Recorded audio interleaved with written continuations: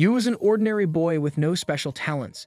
Somehow, he ended up being accepted into a prestigious academy known for its elite and gifted students.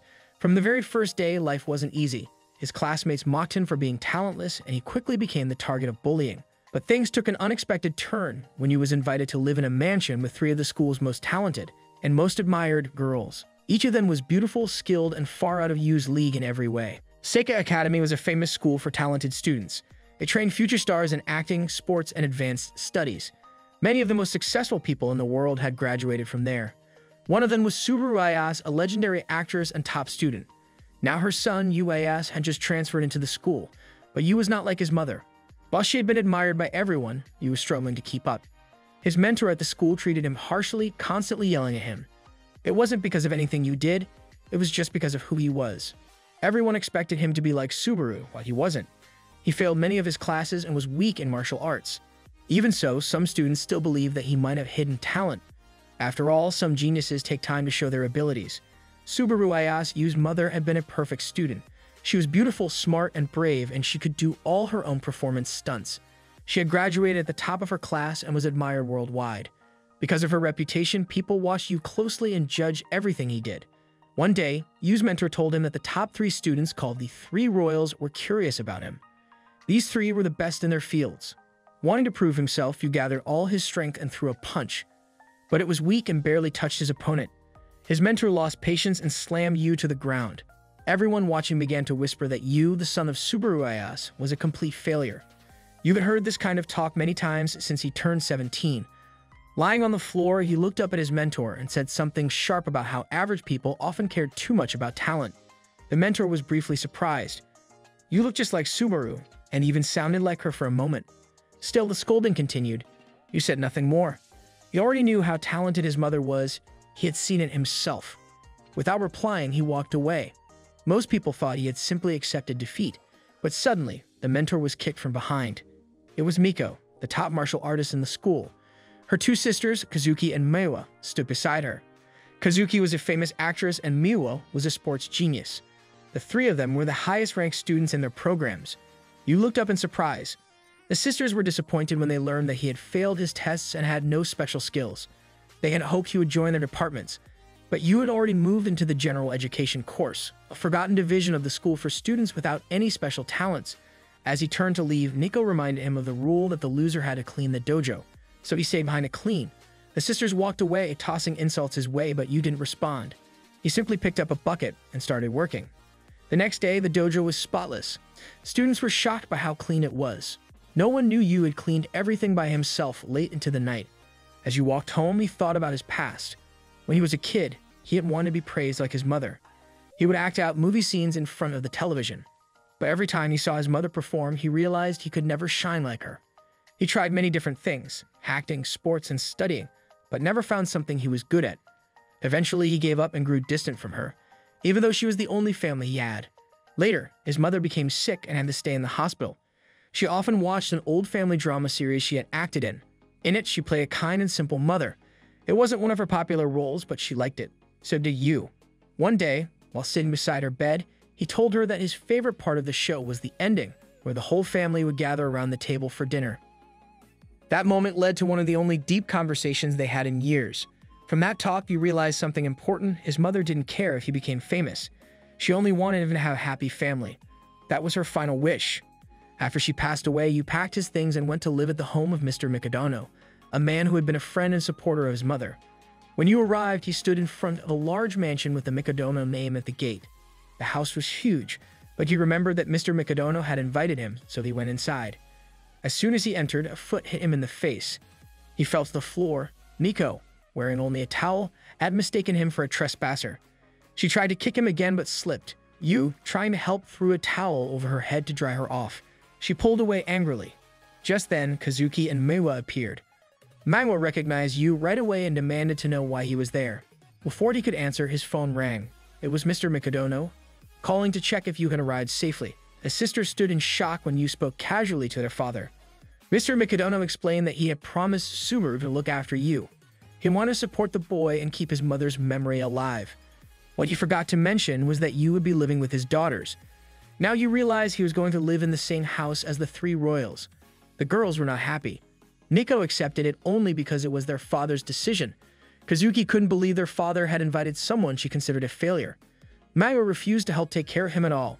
But Yu didn't give up. He introduced himself politely and said he would do his best to get along. While unpacking, he accidentally stepped on a woman's undergarment. Kazuki grabbed it from him, blushing.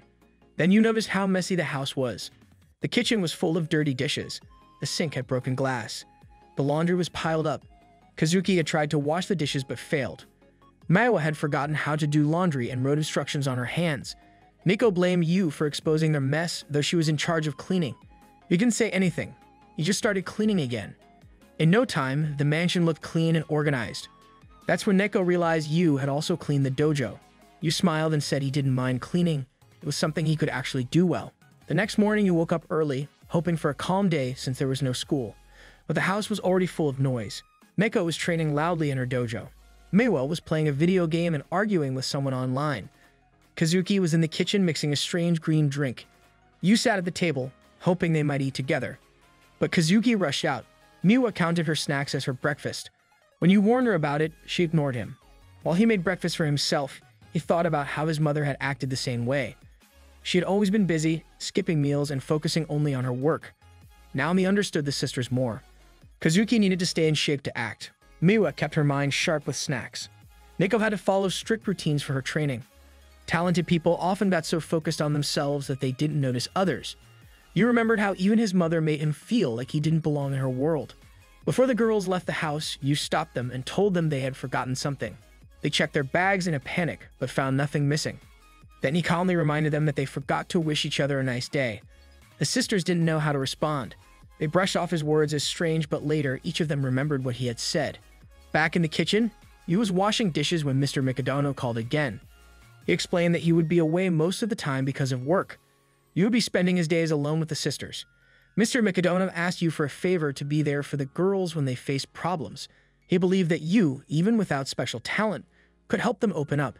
Yu looked around the now-clean house. He didn't know how he could help 3 gifted girls as someone so average.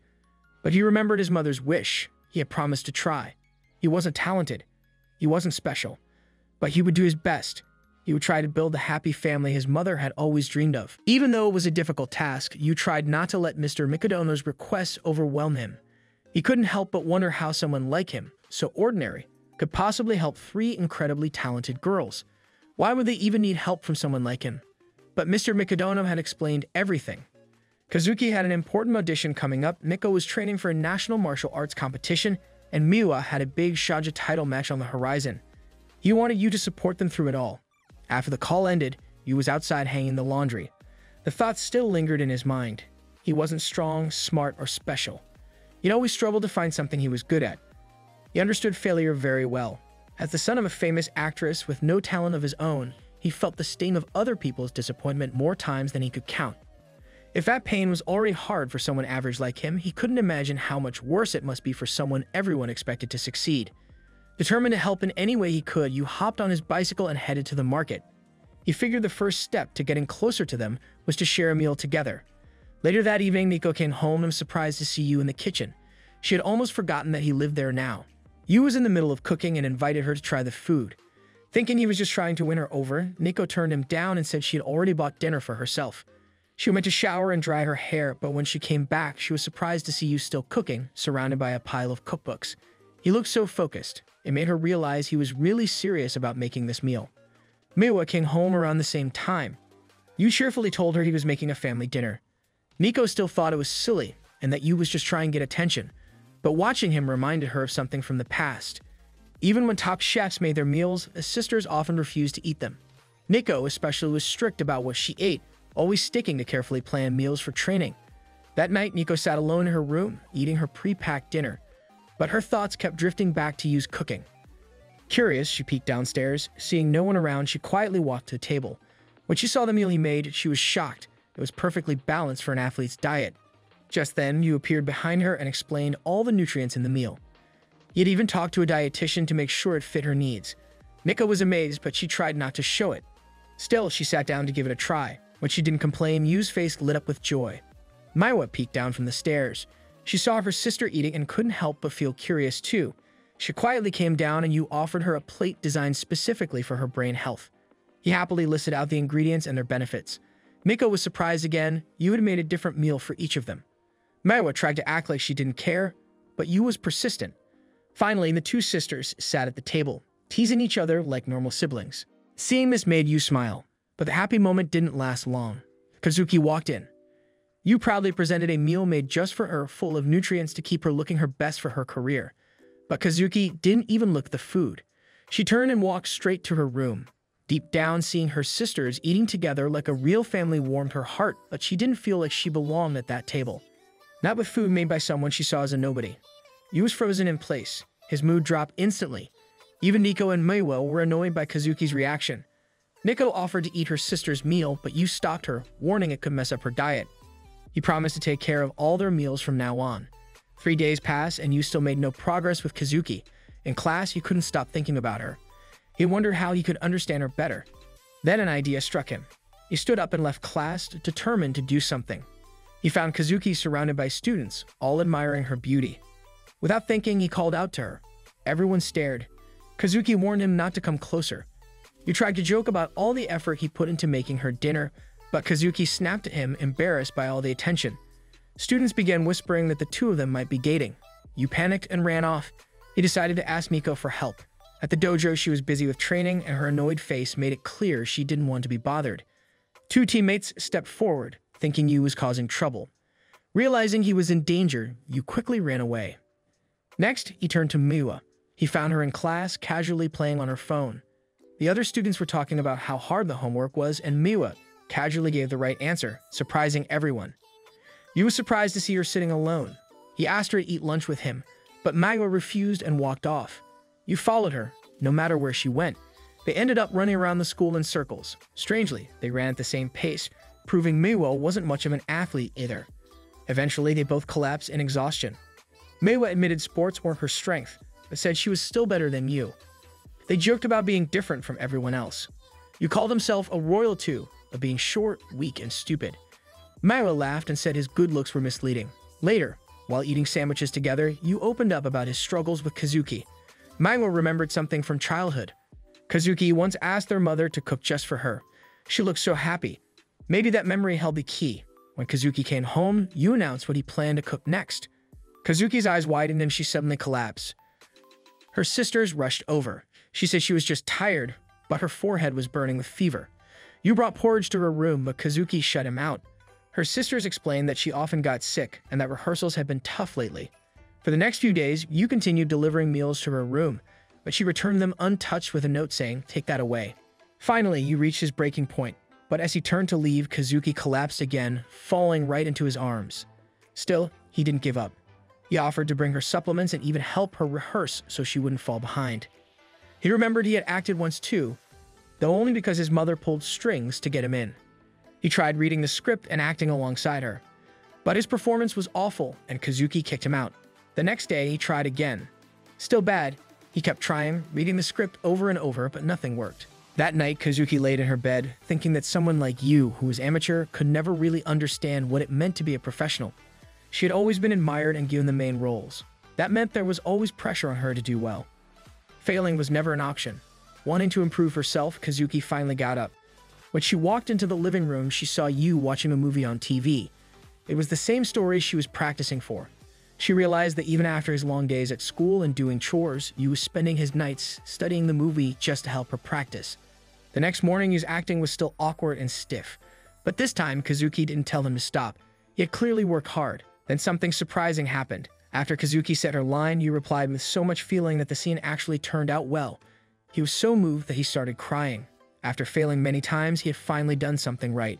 Kazuki thought it was silly to cry over one good scene, so she scolded him a little to calm him down. Still, deep inside, she quietly wished she could return to acting soon. Later, Kazuki spoke up. She said she was ready to try Yu's cooking, but only if he agreed to one condition. She was shy about it at first and pulled a blanket over her face. Then, in a soft voice, she listed the foods she didn't like. After all this time, she still didn't want anyone to know how picky she was about food. That morning, Meiwa and Miko couldn't believe what they were seeing. Kazuki was eating breakfast with them, and not just snacks, but real food. Yu passed by and casually praised her for finishing her soup. Kazuki simply said it was fine as long as there were no carrots. Little did she know you had secretly grated some into the soup. As he quietly ate his own meal, you felt relieved. It had taken effort to bring all three sisters together at the table. They were difficult to manage, but for a moment, it felt worth it. However, by evening, his joy faded. One after another, the sisters sent messages saying they wouldn't be home for dinner. You tried not to show his disappointment, but his voice gave it away. Just when he thought they were becoming like a family, things were falling apart again. He remembered how he used to be left alone often. His mother, a genius actress, would be gone for months because of her work. Even though he admired her, that distance had created a gap between them. Now seeing the Mikado sisters, each a prodigy in their own way, he couldn't help but compare them to his mother. He often felt like he didn't belong next to such talented people. Still, Mr. Mikado had asked him to take care of them, and you wanted to do that properly. The problem was, you didn't really know what a happy family was supposed to look like. Looking for answers, you thought about his favorite movie, a film series where his mom played a loving mother. It wasn't full of drama, just warm moments and small smiles. That's the kind of family he wanted. So he rewatched all the movies one after another until he reached the wedding scene where his mother in a beautiful dress married the lead actor. Watching it moved him, but also reminded him how different real life was from movies. By then, the sisters had returned home. When they entered the living room, they found you watching the movie with teary eyes. Curious, Maiwa peeked at the screen and was shocked to realize he had binged the entire series. Kazuki recognized the actress, Subaru, Yu's mother. She figured he must really miss her. Taking a deep breath, Kazuki gently told Yu he didn't have to do all the chores or cook just to be accepted. Maiwa agreed, telling him to take it easy. Nico, however, bluntly called him a freeloader. He was hurt and stood up, saying he didn't see himself that way. Even though he had problems with his mother, he now understood her better and wanted to do things right this time. He wanted to connect with them and build a real family. But the sisters didn't seem to get it. Nico scoffed, saying family didn't mean much, especially for people like them. She questioned how someone like you could ever be family to them. Just then, the wedding scene played on the screen again. The actor spoke a heartfelt vow to Subaru about building a family together. The sisters froze. Instead of understanding his true feelings, they misunderstood, thinking you wanted to marry them all. Clueless, you kept talking and asked Nico when her birthday was. He said since they were in the same grade, he wanted to know who was older so they could decide who the big sibling was. The girls turned red with frustration and, without letting him finish, called him a freeloader again and stormed off. That night, while soaking in the bath, Nico found herself thinking about you. She was bothered by how calm he always was even while living with 3 girls. Suddenly, a loud scream came from the kitchen. You could have forgotten to buy bread and was panicking. When he turned around and saw Nico wearing only a towel, his concern shifted. He calmly warned her that she might catch a cold. Embarrassed, Nico ran off, nearly bumping into Miwa, who noticed her red face. Miwa asked what was wrong, but Nico claimed it was just the heat from the bath. Still, Miwa was suspicious. Nico had never reacted this way before, even when you accidentally saw her with a towel. Miwa squinted at her, and Miko quickly denied everything. Just then, you walked in carrying freshly folded laundry and handed it to Miwa. Their hands touched, and Miwa's face turned pink. She quickly pulled her hand back. Seeing this, Nico grew even more suspicious. When Nico kept asking her back, Miwa realized what it meant. She thought Nico had a crush on you too. The two started bickering and denying everything. Meanwhile, you remained completely unaware, calmly picking up the scattered clothes and folding them again. Kazuki soon stepped in and scolded her sisters. You politely asked her to place a pot on the top shelf, which she couldn't reach. Kazuki was in a good mood and helped, but when you thanked her with a bright smile, her face turned red. She turned away, hoping he didn't notice. Maiwa and Nico, however, caught her reaction right away and began teasing her. You, still not understanding, asked them to stop fighting, thinking it was just their usual argument. As the girls left the room, you noticed the mess and started cleaning. While wiping the table, he found an old photo of the sisters when they were young, smiling and hugging each other. They looked so happy back then, so different from how distant they were now. He asked who left the photo out, but none of them admitted it. He didn't believe them. Someone still treasured that memory, and you wanted to help bring that warmth back. The next day, the sisters told him they would each be away for the weekend due to their own competitions and activities. At school, you couldn't focus. The idea of them growing further apart made him uneasy, so he secretly checked their destinations and had an idea. That night, he bought and gave each of them their hotel and flight tickets, saying he wanted to make things easier. Meiwa muttered that the hotel food might not be great, and you noticed she seemed like she might miss his cooking, but she denied it. He smiled and promised to cook something nice when they returned. Later, Meiwa finished her first shogi match with a win, but her mentor warned that her next opponent would be tougher. While heading to her hotel, she passed under cherry blossoms and saw a nearby festival, reminding her of old memories. When she reached the hotel, she was surprised to see Kazuki checking in too. Kazuki said her performance theater was nearby. Moments later, Nico also arrived. Her event was close as well. The three sisters were confused until Yu showed up, smiling. He admitted he arranged it so they'd be near each other, hoping it would help them bond again. At first, the sisters thought it was silly, but Yu explained that the Cherry Blossom Mag Festival was tonight, and they were already here. He even added that the shrine they were set to bring luck to competitors. Miko laughed it off, saying geniuses didn't need prayers. In response, Yu showed them a booklet filled with names of famous prodigies who had visited the shrine. The sisters were surprised. Then Yu pulled out a festival guide with pictures of food stalls. That caught Meiwa and Miko's attention. Kazuki agreed to go to the festival, saying it would be great for social media. Yu then said he had already found the best places to rent kimonos. They headed to a shop, and the staff, seeing the sisters, were excited to help. Kazuki chose a classy black and white kimono that fit her elegant image. Meiwa picked a green one with cute kitten prints. Yu smiled as he took their photos.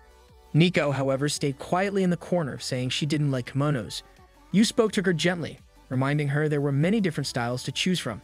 The staff, noticing her hesitation, suggested a denim-style kimono that matched her cool and confident vibe. But Yu handed her a soft pink kimono adorned with cherry blossoms instead. Her sisters were unsure. It didn't seem like something Nico would wear, but Yu believed it would suit her perfectly. Now it was up to Nico to decide. Time passed, and the others began to wonder what was taking so long. Finally, the door slid open. Nico stepped out wearing the pink kimono, her hair neatly styled. She looked stunning. For a moment, everyone stood in silence, too surprised to speak. Feeling self-conscious, Nico mumbled that she probably looked weird. But their wide eyes and speechless expressions told a different story. They were all in awe of how beautiful she looked. That night, Yu wandered through the lively festival with the three Mikadona sisters. He had hoped they could enjoy it together like a happy family. But to his surprise, Kazuki quickly became the center of attention. Fans surrounded her, asking for photos and cheering her on like she was on stage. She handled the crowd gracefully, and Yu hesitated to interrupt. Still, even while smiling for pictures, Kazuki kept an eye on her sisters. She noticed Miwa and Nico happily trying out food from the festival stalls. Nearby, one girl stood apart from the crowd. She admitted Kazuki was beautiful, but insisted she was still just a girl like anyone else. She turned to walk away, but suddenly the strap of her slipper broke and she tripped. Just before she hit the ground, Kazuki reached out and caught her. The crowd gasped, then cheered. Without paying much attention to the noise, Kazuki helped the girl to a safer spot. Yu, watching from a distance, followed them through the crowd. When Kazuki made sure the girl was okay and turned to leave, Yu quietly pulled her aside behind some bushes. At first, Kazuki looked annoyed. But before she could scold him, Yu handed her a bag of food and a small bandage. He had noticed she was walking with a slight limp and guessed her sandal strap had hurt her foot. Though Kazuki tried to brush it off, Yu insisted. When she finally showed him her foot, the injury was worse than expected. She had still carried someone with that wound. Yu asked why she hadn't said anything. Kazuki replied that as someone seen as a prince to others, asking for help would disappoint everyone's expectations. But Yu said that didn't matter. Everyone should be allowed to be themselves. He carefully helped her put on the bandage, and Kazuki felt a soft blush rise to her cheeks. Meanwhile, Menwa and Nico were trying out a goldfish scooping game. Miko was frustrated. Every scoop tore. Miwa laughed, which only made her more annoyed. Just in time, Kazuki returned wearing a mask to avoid being recognized, with Yu right behind her. They split into teams, Kazuki and Yu versus Miwa and Miko. Maiwa teased Kazuki that the mask looked better than her usual serious face.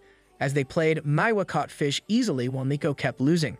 Kazuki accused Miwa of cheating, but Maiwa proudly said they just lacked skill. Yu, watching the friendly bickering, sighed at how seriously they were taking a kid's game.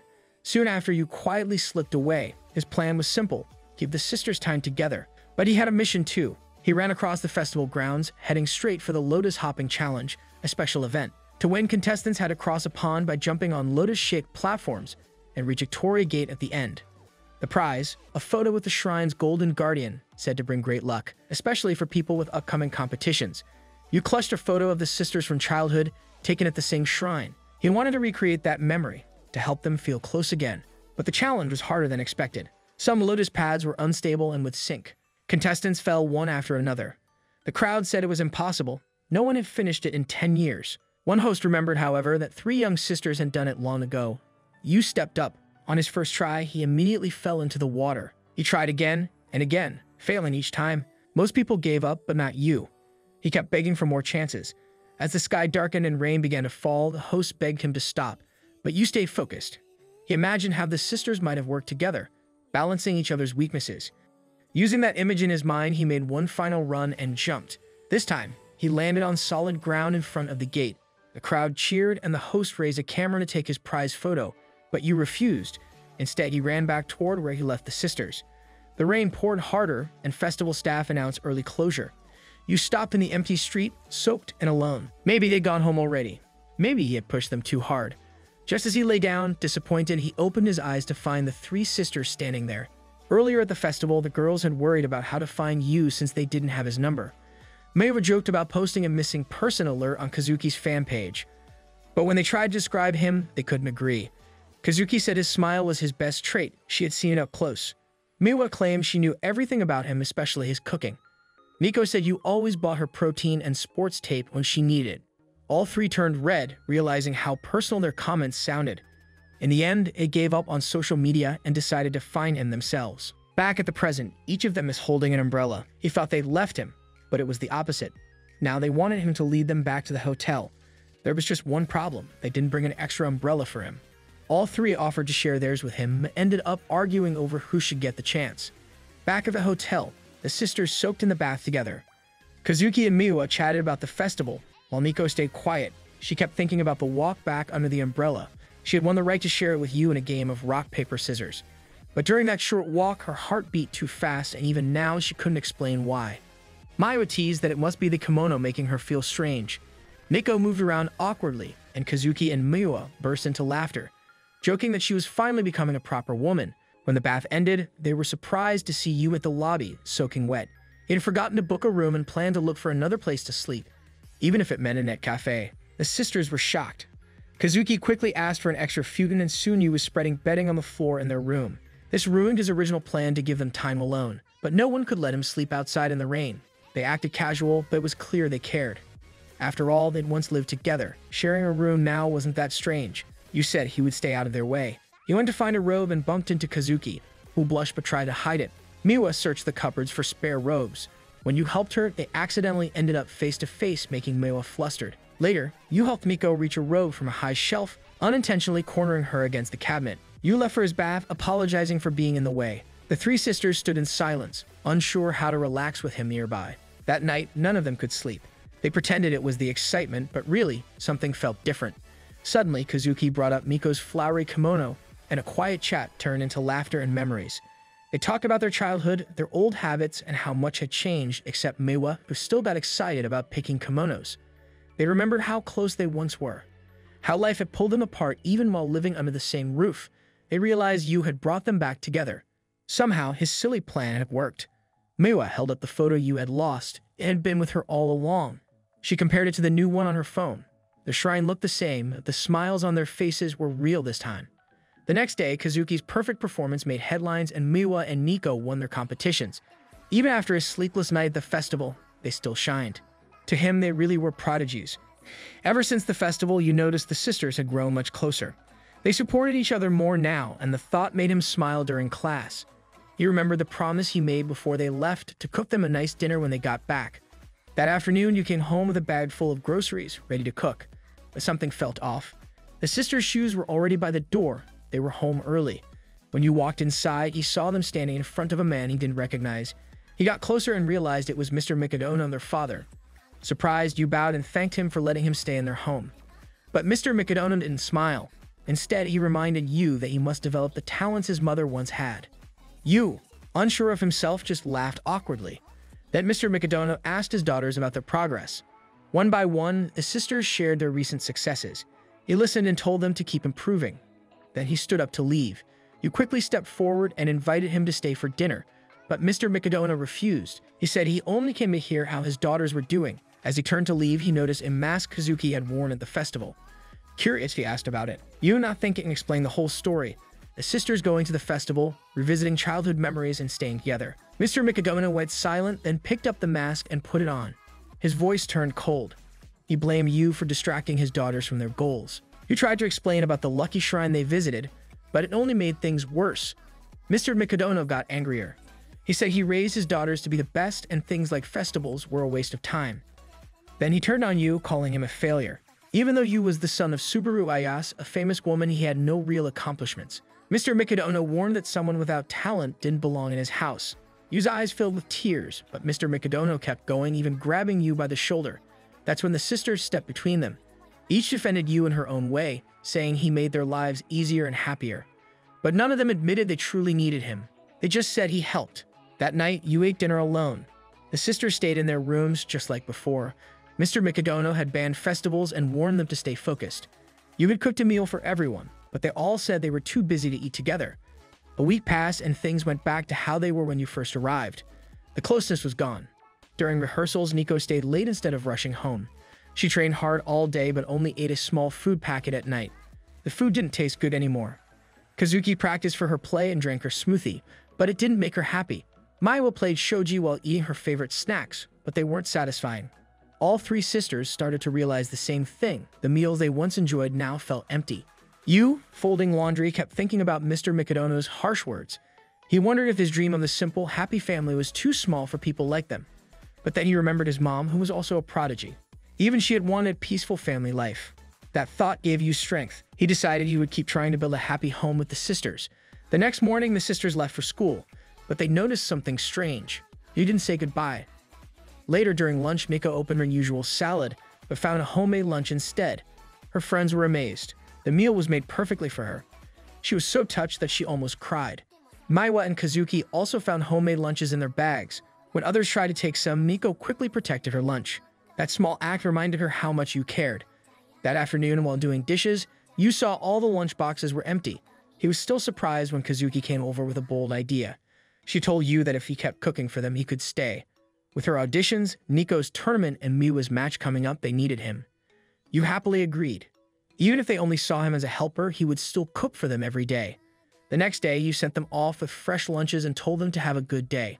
His kind words made all three girls feel flustered. Kazuki stood in the restroom at the studio, adjusting her wig.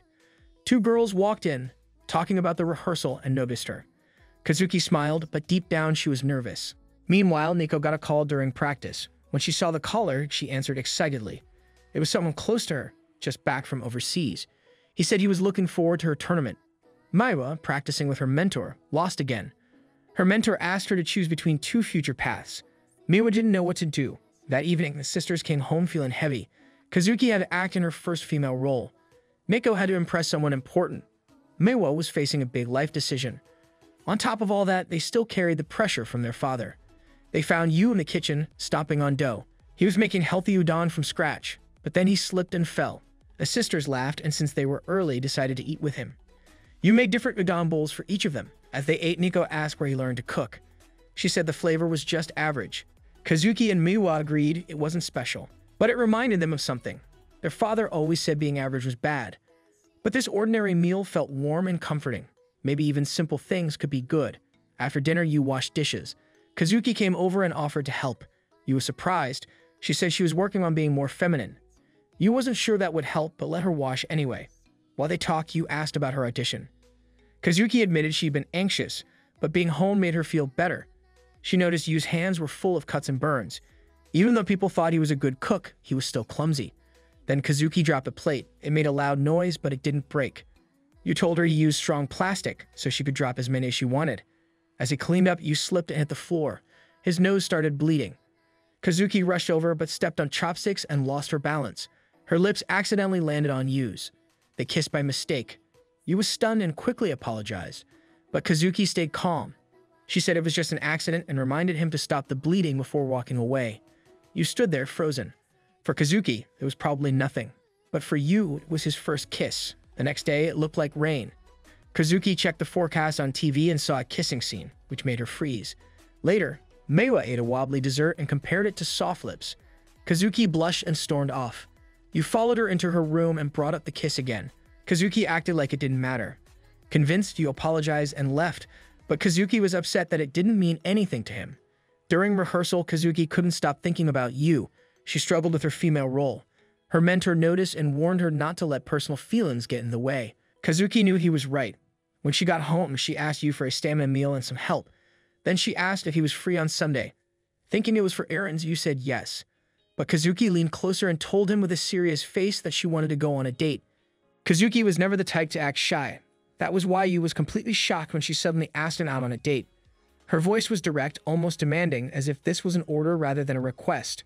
What neither of them knew was that upstairs, her sisters Miko and Meiwa were eavesdropping from the second floor. They pressed themselves against the railing, unable to believe what they were hearing.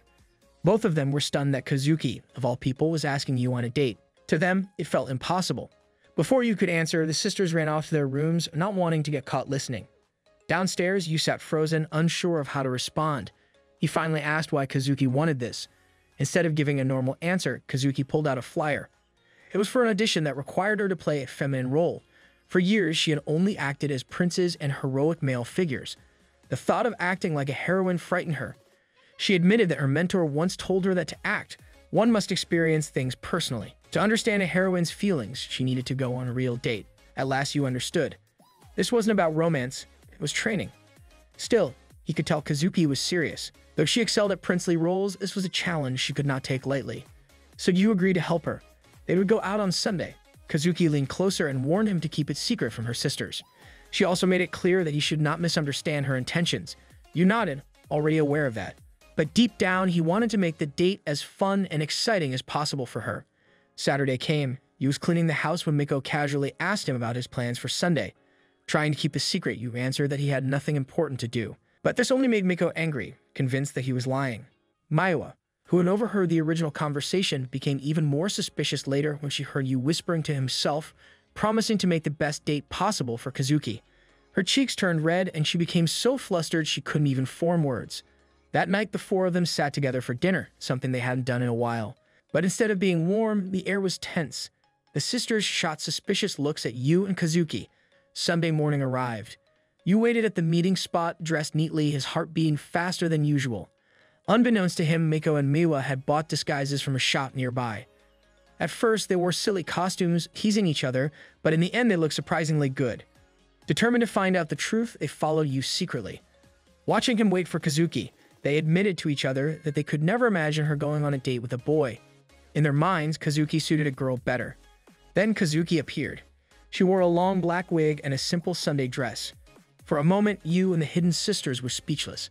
Kazuki looked completely different, almost unrecognizable. Despite wanting to smack you for staring, Kazuki tried to act gentle and charming like a heroine. You complimented her, but she quickly reminded him that she was only practicing. With a sweet voice, she asked him to begin their date. Their first stop was the aquarium. You tried his hardest to make everything perfect. Nico and Meiwa trailed behind, still in disbelief. When they walked down the stairs, Kazuki steadied you so he wouldn't stumble. It was supposed to be the other way around, but they laughed it off to stay in character. At the dolphin show, Kazuki clapped softly, forcing herself to act cute. But when water splashed the audience, she shielded you instead of letting him protect her. The crowd admired her, calling her cool. Kazuki's princely aura was hard to erase. From there, things went downhill. A shopping bag ripped open. A waiter messed up their order. Kazuki's feet grew sore from her sandals. She dragged herself along, tired and frustrated.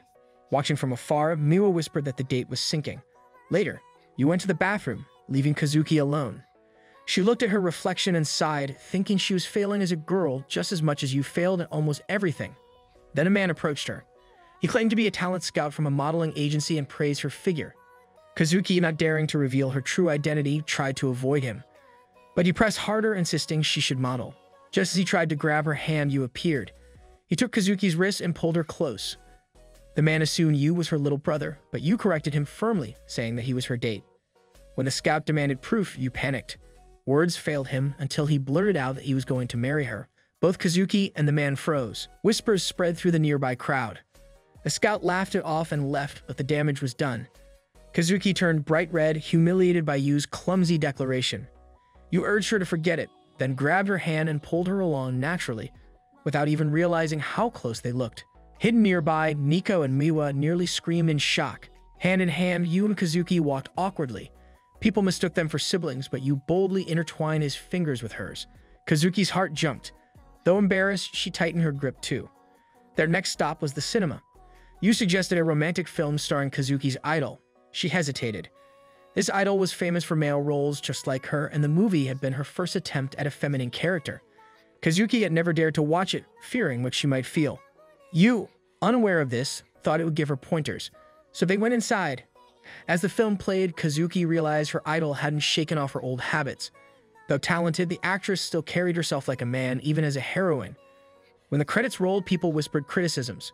Kazuki remembered her father's harsh words, saying that a prodigy must never fail. Her chest tightened. Instead of inspiring her, the movie crushed her confidence. You cursed himself for choosing it. From the shadows, Nico and Miwa also sighed, thinking the date was ruined. You refused to give up. Their final stop was the Ferris wheel.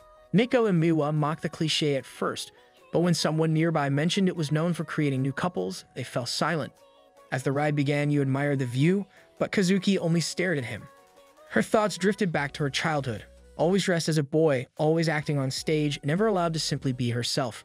At 6 years old, she debuted as a prince. Since then, every role carried heavy expectations. Now forced into femininity, she felt trapped again. Her thoughts broke when she noticed you trembling. He wasn't afraid of heights, but the glass floor terrified him. Kazuki asked why he chose this ride, and you admitted he only wanted their date to end perfectly. At the peak, you tried to encourage her, fumbling over his words. He told her she could be the best heroine. Though awkward, his determination touched her. He then pulled out his phone and showed her photos he had secretly taken, moments where she looked unguarded and natural. At first, Kazuki was embarrassed, but as he flipped through them, she barely recognized herself. She wasn't only a prince, she had many sides, each one real.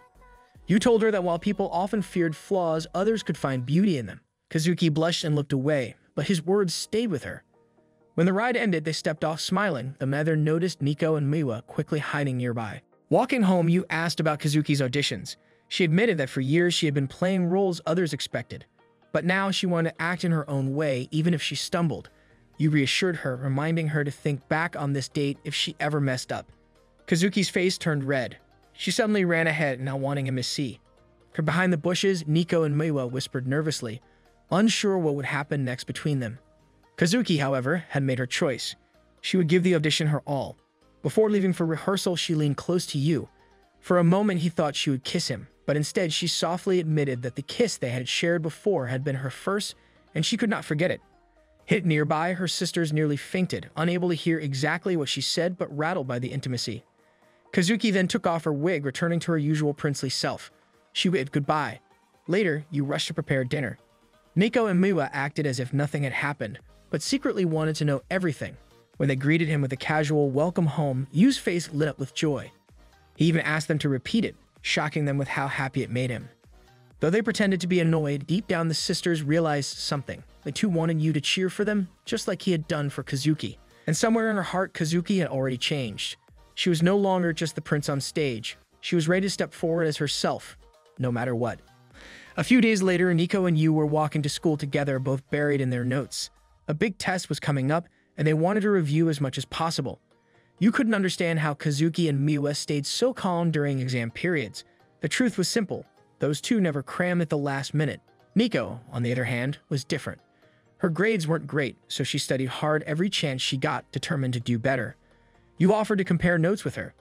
Even though they were in different classes, some lessons overlapped. But just as you tried to share his notebook, a man rushed past and bumped into him. A girl's voice suddenly cried out from behind, shouting that her bag had been stolen. Without thinking, you ran after the thief. His pace, however, was so slow that even the thief turned around, confused at how sluggish his pursuer was. Distracted, the robber didn't notice Nico standing directly in his path. He quickly regained his balance and sneered, boasting about his martial arts skills as he prepared to counterattack. The man looked tough and confident, but Nico refused to back down. From a distance, Kazuki and Miwa stayed calm, certain that their sister could handle it. Their trust proved right. Nico delivered a clean, powerful blow and knocked the thief out cold. She picked up the stolen handbag, scoffing at his weakness. While the shaken victim was surrounded by people, Nico stood off to the side, hiding a small cut on her hand. You noticed immediately and hurried to wrap it in a bandage. Nico insisted she was fine, but his gentle care left her unexpectedly flustered. The scene took another twist when the thief, still conscious, tried to sneak away. Unfortunately for him, he collided head-on with a group of men. The one leading them reacted instantly, kicking the thief with precise strength and knocking him out cold again. The murmurs spread quickly. This man was Tatsumi, the martial arts prodigy from Iwama High. The sisters recognized him as someone who used to visit their house when they were young. Nico, however, was left completely stunned. Tatsumi had been her idol for as long as she could remember. To everyone's surprise, Tatsumi immediately told Nico that he was here for her. Later at Sika's school dojo, shocking news arrived. Iwama High's martial arts team would be training with them for an entire week. To Yu's surprise, he was allowed to tag along. The reason was simple. Tatsumi's sudden reappearance had been bothering him, and he couldn't help but follow Miko. Watching how much Miko admired Tatsumi, Yu silently thought this man must be unbeatable. Miko had even trained at the same dojo as Tatsumi when they were younger, though her friends still considered him bad news. To make matters worse, Tatsumi drew plenty of attention from female martial artists. They surrounded him, praising his skills and good looks. Miko, unable to hold back, challenged Tatsumi to a spar. At first he hesitated. He didn't like the idea of fighting a girl, but Miko was persistent, and soon the two stood face to face, each team cheering for their captain. The fight ended quickly. Tatsumi's swift kick knocked Miko out of the match. Her teammates were stunned. They had never seen her lose so easily. Miko was in disbelief too, demanding another round. Yu stepped in before she could continue, scolding Tatsumi for not going easy, but Tatsumi had already been holding back. Later, Miko opened up to Yu. She told him how Tatsumi had once been her hero. On her first day at the dojo, she had defeated all the older boys, who then tried to gang up on her. Before she could get hurt, Tatsumi stepped in and protected her. He had moved away in middle school, but they crossed paths again at the Nationals. Since then, he had been her source of strength. He was surprised. He had always seen Miko as the strongest, never realizing she too looked up to someone. Their talk was cut short when Tatsumi approached. After seeing Miko's potential firsthand, he told her he wanted her to join him. Everyone around them was shocked. Tatsumi explained that he wanted her on Iwayama High's martial arts team. The school, once for boys only, had recently become co-ed. He had even spoken with Mr. Mikadona already, convinced it was the best way for Miko to reach her full potential. Tatsumi argued that Miko's opponents at Saika High were too weak, and that while she helped her teammates improve, no one truly helped her grow stronger. His words stung, leaving her teammates silent and guilty. Miko tried to defend them, but to her surprise, they agreed with Tatsumi. They admitted they might be holding her back. Tatsumi pressed further, urging her to join him at Iwayama High so they could become the best together. Later that evening, Yu walked home with Miko. He congratulated her on the recruitment offer, but she avoided the topic. Though she admitted it was an honor, her feelings were mixed.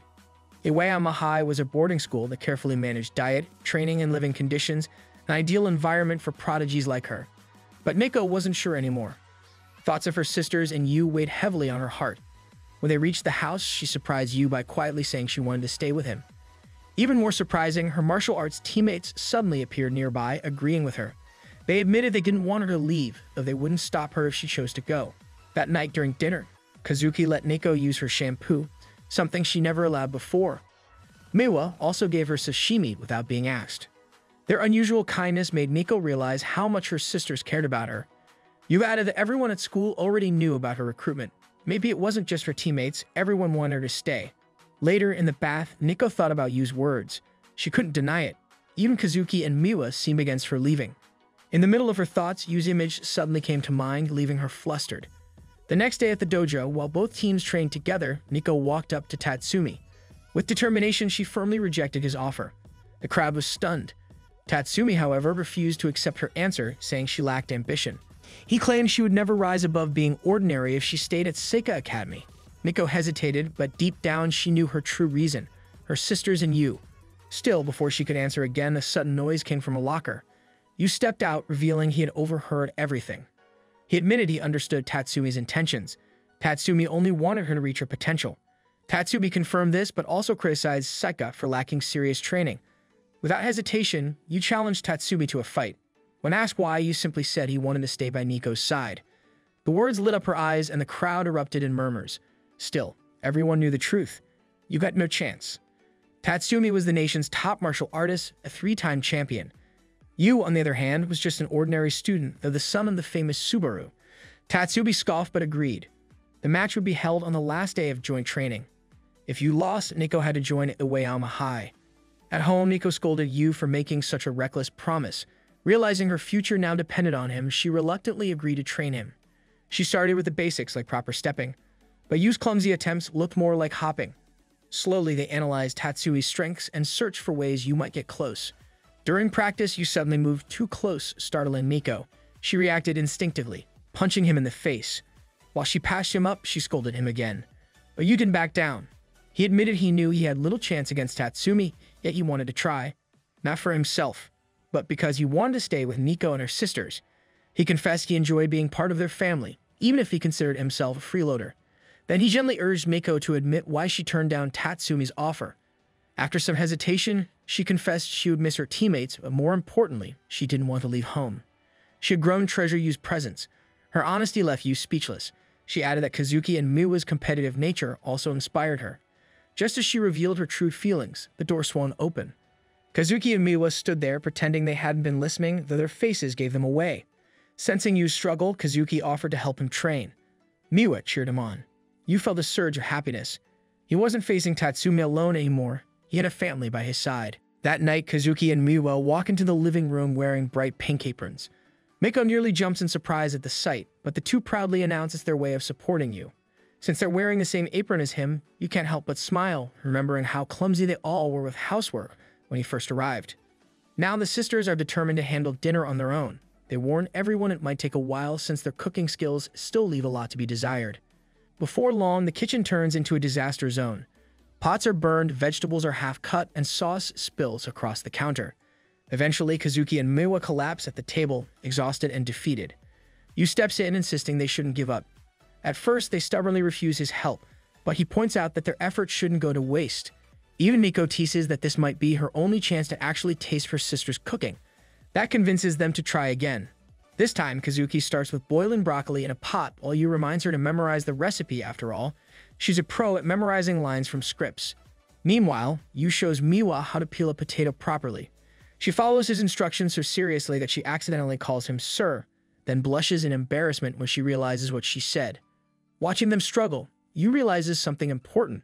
Even geniuses like Kazuki and Miwa stumble when faced with things outside their expertise. It reminds him not to give up in his own battles. After some trial and error, the three finally finish cooking. This time, they prepared Miko's favorite dish. She's stunned to see it went through so much trouble just for her, especially after their earlier disaster. Kazuki urges her to eat before it gets cold, so she takes a bite and instantly praises the taste. Yu beams with pride, but when he tries to lift his spoon, his hand trembles uncontrollably. His body has given out after all the harsh training. Seeing this, Miwa quietly scoops a spoonful from her own plate and offers it to him. Her gentle gesture shocks everyone. Yu compliments her cooking and Miwa blushes deeply, smiling in embarrassment. Not wanting to be left behind, Kazuki does the same, feeding Yu a spoonful of her own. Both sisters realize in that moment that they've always been on the receiving end, but giving something to Yu feels even more rewarding. 3 days before the big match, Kazuki and Miwa are still doting on him. They prepare towels, slice lemons, and handle every little detail. Miko watches with growing irritation, though Yu ignores her protests and keeps training, even when she insists it's late. 2 days before the match, over at Seika Academy, Tatsumi is already fired up. He remembers Miko's rejection of his school and seethes with frustration. By chance, he runs into her in the hallway. Looking her over, he sneers that she's weaker now, not just in martial arts, but in spirit. Relying on someone else to make choices, he says coldly, is pathetic. As he walks away, he vows that he'll defeat Yu, and then drag Miko back to his school to beat her back into shape. The night before the match, Yu pushes himself through training at the dojo. Miko notices how much progress he's made, but she can't shake Tatsumi's words. Guilt stirs inside her. She apologizes to Yu, saying if it weren't for her, he wouldn't be suffering like this. To her, it feels like she's the one who's lost her way. She was always told strength was her only talent, by her father, by Tatsumi, by her teammates. But deep down, she knows she's more than that. She's also a girl who gets scared, who secretly likes cute and ordinary things. Yet she's always hidden that side, forcing herself to act tough. With a sigh, she admits she's not feminine at all, and apologizes again for being a burden. But Yu brushes it off, calmly saying she doesn't realize how out of character she's been acting. That sparks her anger. She insists he's wrong. But Yu continues, explaining that when he first met her, he thought she was like a monster. The more he got to know her, though, the more he saw another side. Someone graceful, someone curious about beauty and fashion, someone who loves flowers. Miko cringes at his words, cutting him off and accusing him of watching her too much. But Yu clarifies it's not that. He just notices because every time it feels like he's seeing a new side of her. All those sides together, he says, make her who she is. Her strength and her vulnerability both matter. Miko is stunned. No one has ever told her that. Embarrassed, she punches him in the face, but his words linger in her heart. She still feels torn, though, wanting to make her own choices, yet unable to stop relying on Yu. He tells her they should face Tatsumi together, but she insists it's unfair. Yu counters firmly, then she should let him handle it alone. On the day of the match, Kazuki feels nervous during rehearsal and Miwa struggles to focus on her game. Their minds are entirely on Yu and Miko. At the school's packed dojo, cheers erupt as Tatsumi faces Yu and Miko. The crowd is confused. Yu is supposed to fight alone, yet Nico stands beside him. Yu quickly explains the terms. The two of them will fight together. If Miko proves she's stronger, she can stay. But Tatsumi must defeat at least one of them. The audience is stunned, but Tatsumi agrees. As the match begins, some students record videos whispering doubts about Yu. He ignores them, focusing only on protecting Miko. He explains his plan. He'll fight first to wear Tatsumi down, even if it means becoming a sacrificial lamb. As the referee signals the start, Yu's hand trembles. Miko grabs it to steady him, but the crowd immediately erupts in teasing, making her blush furiously. She snaps at him not to be scared, then shoves him forward into the fight. Now face to face, Tatsumi vows to crush him. Yu braces himself, ready to show the results of a week of training. But the match ends almost instantly. Tatsumi defeats him in seconds. The crowd isn't surprised. After all, Yu only trained for a week. Miko sighs and thanks Yu for dragging her into this. Even though if he lost, she knows he gave everything he had. Now it's her turn, but doubt creeps in. Just a week ago, Tatsumi beat her with ease. If she loses again, it could mean the end of her time with Yu and her sisters. Before the match, Yu quietly wishes her good luck. His words give her a spark of courage. The fight begins. Miko strikes first and the crowd cheers, but Tatsumi dodges effortlessly. She pushes harder, throwing punches and kicks, but he blocks every single one. Her speed earns praise from the audience, but Tatsumi still hasn't attacked once. He's just dodging, as if he knows every move in advance. Then, when she hesitates, he lands a clean punch, earning the first point. Tatsumi has studied Miko since childhood. Her style is textbook martial arts, fast but predictable. She tries again, but he counters with a swift kick, scoring another point. One more, and it's over. The crowd whispers that Tatsumi might be unbeatable. Tatsumi urges her to surrender and follow him. Even Nico wonders if he's right. Maybe giving up is the better choice. But then Yu's voice rises from the crowd, cheering for her. Soon, her teammates join in, waving banners and shouting encouragement. Miko flushes with embarrassment, but deep down she feels warmth. She remembers Yu's words about all her different sides. For once, she decides not to hide them. She rises again, this time laughing in the middle of the fight, something completely out of character. Tatsumi senses something has changed. When she attacks again, he can't read her moves anymore. She surprises him with an unexpected upper kick, then follows with another unpredictable strike. Before he can recover, she pushes forward with both feet, knocking him back. This isn't the Nico he knows. She's no longer bound by textbook form. She's fighting with her own rhythm, smiling as she does. Right on time, Kazuki and Miwa arrive and watch in awe. Tatsumi realizes she's truly changed. But even this new side is part of who she really is. With one last strike, Nico lands another upper kick and knocks Tatsumi down. The referee declares her the winner. The crowd explodes in cheers. Just 1 point away from losing, Nico managed to turn it around. Tatsumi's teammates are left in shock, unable to believe their captain has fallen. Surrounded by her sisters, teammates, and Yu, Nico feels tears welling in her eyes. She tries to hide them, but when Yu steps forward and gently wipes her cheek, the emotions overflow. For once, the usually composed captain breaks down, crying openly into Yu's shoulder. Her teammates stare in disbelief, but none of them can deny it. Nico has grown not just as a fighter, but as herself. That marks the end of today's anime recap. If you enjoyed the video and want more of it, please support the channel by leaving a like and subscribe. Let's help us reach a current goal of 10K subscribers.